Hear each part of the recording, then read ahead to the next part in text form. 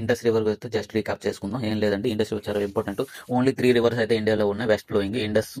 Indus, Narmada, తాప్తి అండి. Okay, తాప్తి ఇదైతే చాలా ఇంపార్టెంట్, ఎందుకంటే టిబెట్లో స్టార్ట్ అవుతుంది, చైనాలో స్టార్ట్ అయ్యి ఇండియాకి ఎంటర్ అయ్యి పాకిస్తాన్లో ఎండ్ అవుతుందండి. సో త్రీ కంట్రీస్ రివర్ ఇది. ఓకే, ఇది Tibet mountains near Manas Sarovar దగ్గర స్టార్ట్ అవుతుంది. అలా వచ్చేసి ఇండియాలో ఎంటర్ ఎక్కడ అయ్యేదండి, లడఖ్లో అవుతుందండి, వెస్ట్ సైడ్ లే రీజియన్లో అవుతుందండి. ఎక్కడండి, లే రీజియన్లో అవుతుంది.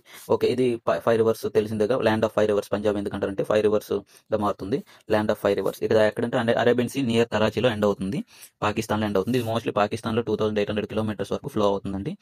ఓకే, 19 ఇది వరకు మీకు బిట్టు రావచ్చు. 1960 మనకి ఇండస్ట్రీ అదే సైన్ చేసుకున్నాం కదండి, 1960 అండి ఇయర్. ఇండియా వాస్ పాకిస్తాన్, అదే ఇండియాకి పాకిస్తాన్కి మధ్యలో అయిందండి.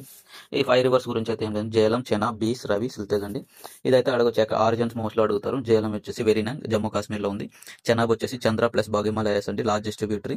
చెనాబ్ వచ్చేసి ఇండస్కి. ఓకే, బీస్ వచ్చేసి కుండ్ అండి, బీస్ కుంట హిమాచల్ ప్రదేశ్ ఇది.